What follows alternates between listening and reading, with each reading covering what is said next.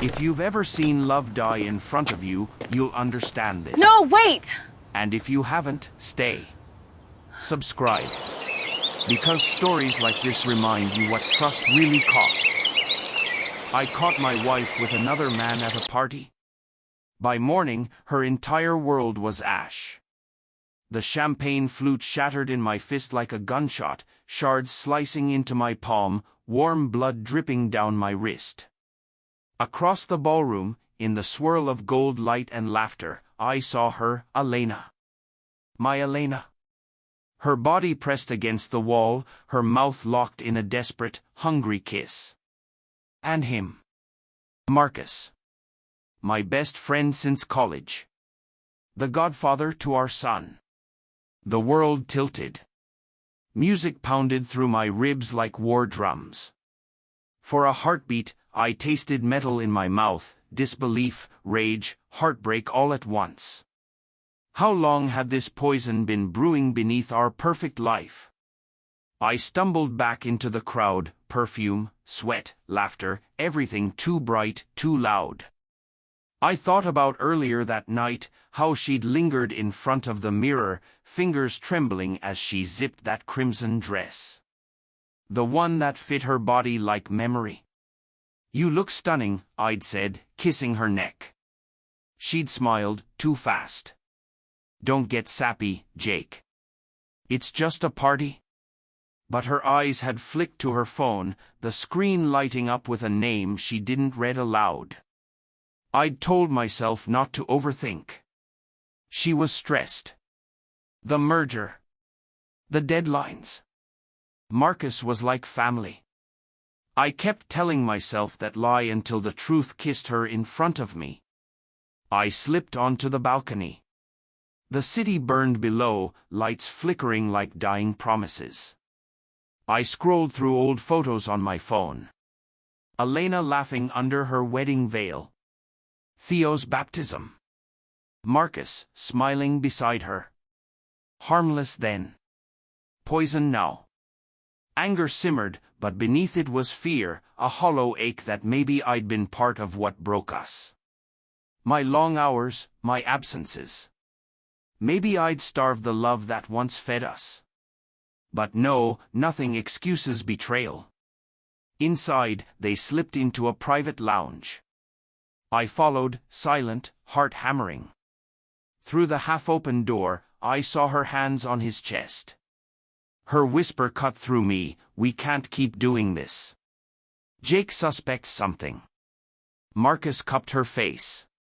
"He suspects after all we've built? Baby, you're mine. You always have been." The words detonated inside me. My knees nearly gave out. I saw our honeymoon, our son's first steps, every night I held her, all of it crumbling to ash. I burst in. The door slammed like thunder. They jerked apart, faces pale, eyes wild. "Jake," she stammered. "Oh God, it's not."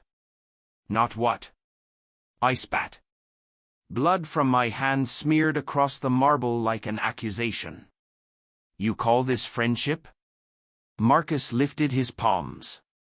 "Buddy, just listen." "Buddy." My voice cracked. "You betrayed me. Both of you." Elena's mascara streaked her face. "It was one time," she cried.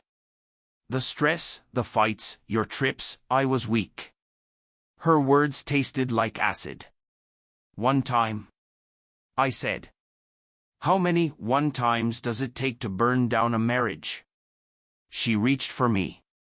"Jake, I love you more than him. Please." But her eyes flicked toward Marcus, and in that single glance, I saw it. Guilt, yes. But also longing.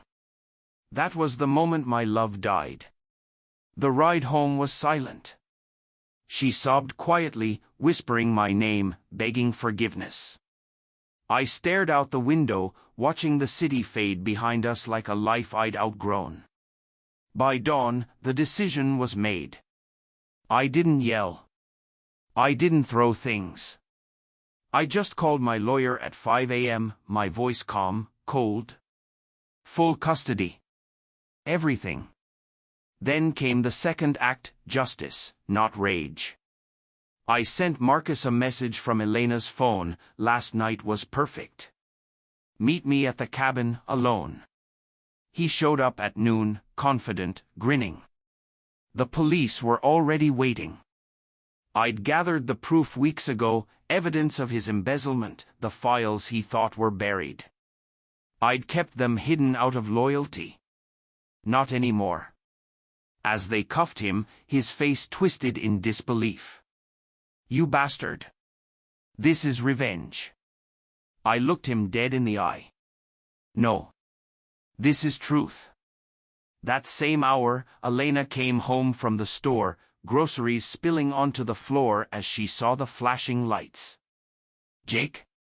What's happening? The warrant was in my affidavit, her signatures tied to Marcus's fraud. Her hands shook. You wouldn't. But I already had. Theo's cry echoed from his room as the officers led her away. She fell to her knees, sobbing. Jake, please. I was lost. But I chose you. No. She hadn't. She'd chosen herself.